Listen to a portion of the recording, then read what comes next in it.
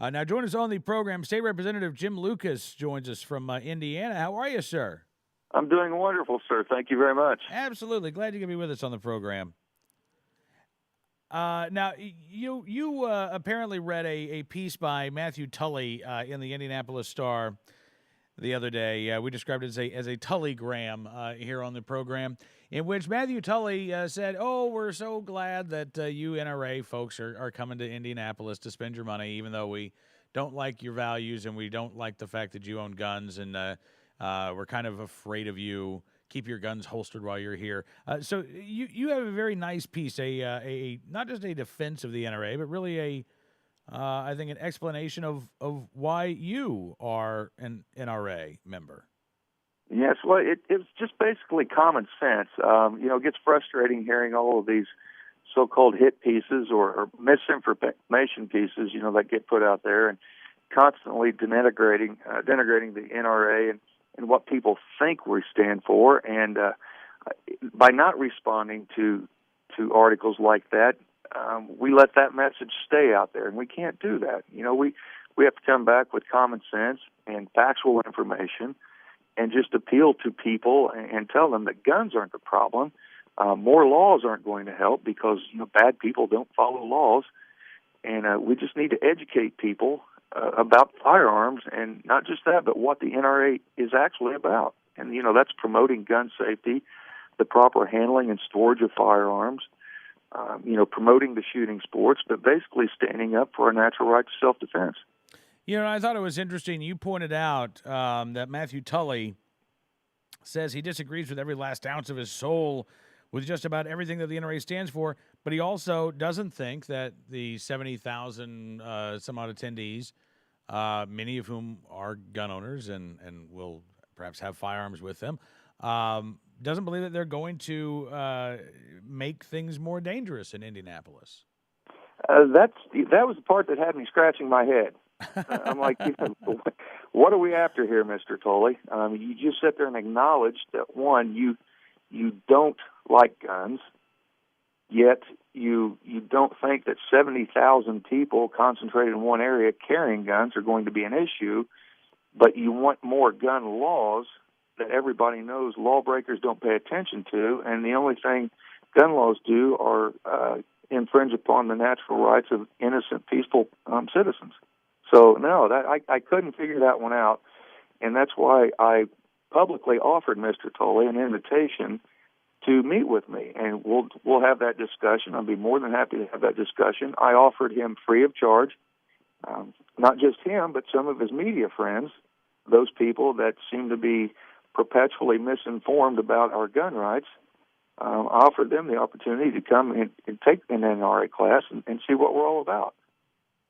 And I extended that publicly, and I hand-wrote him a letter to him at the Indianapolis Star, and just waiting to hear back from him now.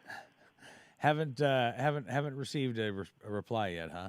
Well, give it some time. The letter just went out yesterday, so yeah. I want to grant Mr. Tully all due time and respect. Right. I want to keep this above table. We are coming at this from the winning side. We have truth, facts, reason, and logic backing us up, and what we have to do is use that to combat, the guilt, fear, lies, and deceit that are being constantly promoted about guns. So, Representative, I got to ask, how excited are you that the NRA annual meeting is going to be in Indianapolis here in just a few months? How excited am I? Yeah. I'm beyond excited. I think it's great.